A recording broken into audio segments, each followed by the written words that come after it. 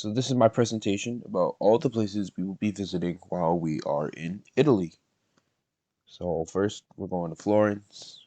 The first place that we're doing is Piazza della Signoria, which has been the center of Florentine's political life since the 14th century. This piazza is dominated by the fortress-like Palazzo Vecchio, formerly known as Palazzo della Signoria. This place was once the seat of the Florentine government. The square was a space for the public to gather to either celebrate, condemn the rulership, or be the place where people were elected into power.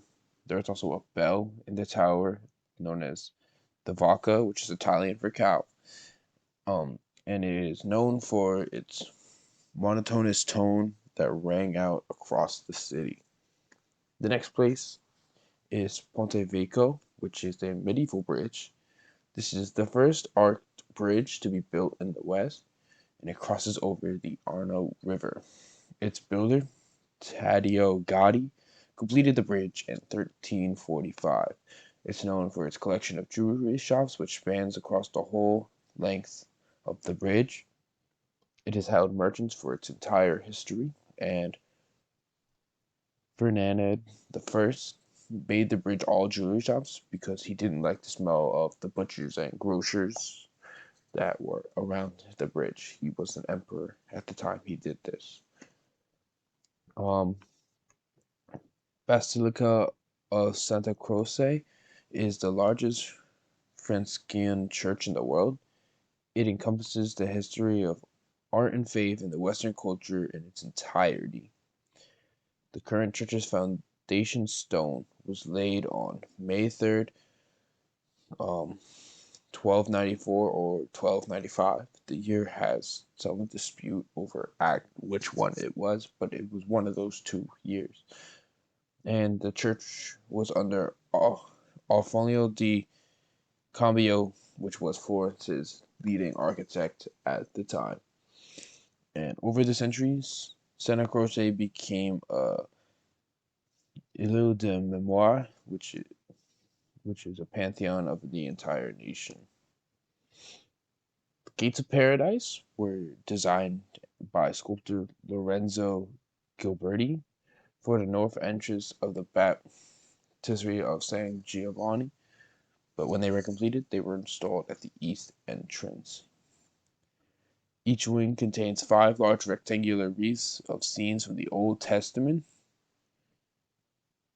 It took 27 years for the doors to be made. Some of the people that you can find within the panels are Adam and Eve, Noah, Isaac, Joseph, and Moses. And in total, there are about 40 scenes depicted in this 10-piece set of panels.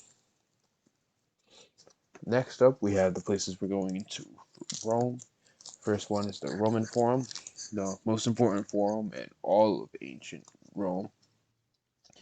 It is situated on low ground between the Palatine and Caledon Hills.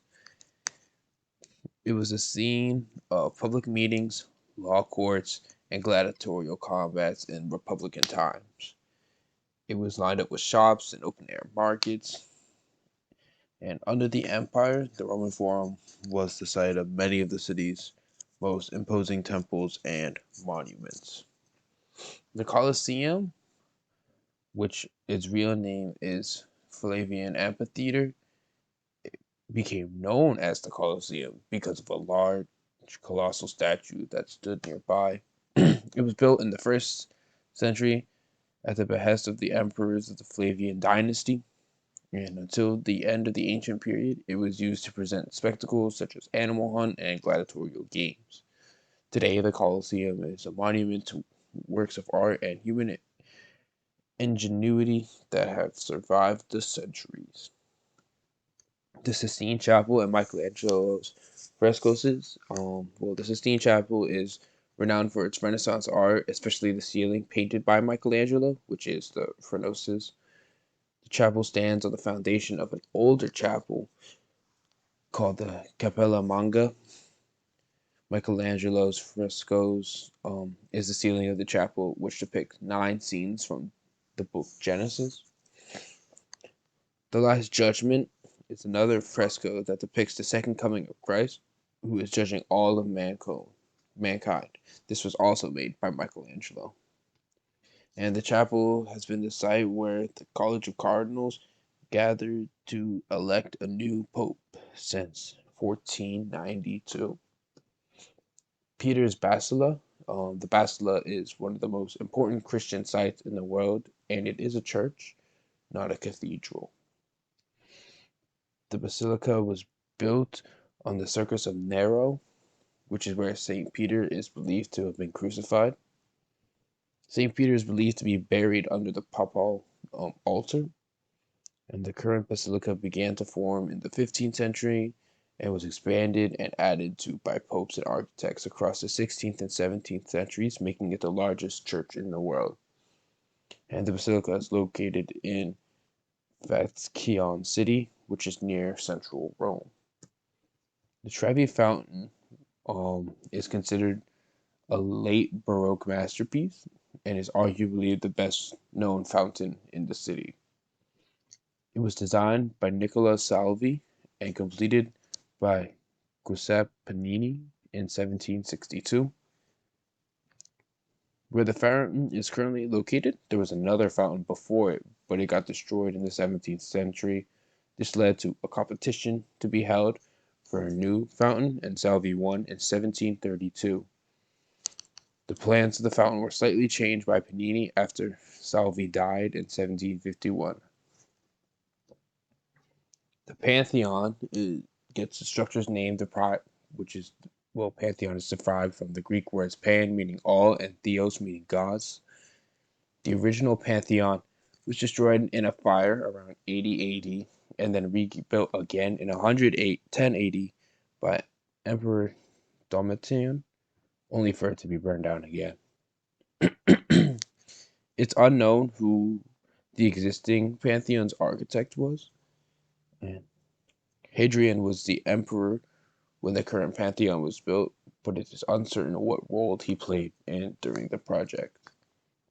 And no one knows the original purpose of the present-day Pantheon, but Hadrian sometimes held court there. Piazza Nuova is known in English as the Novana Square.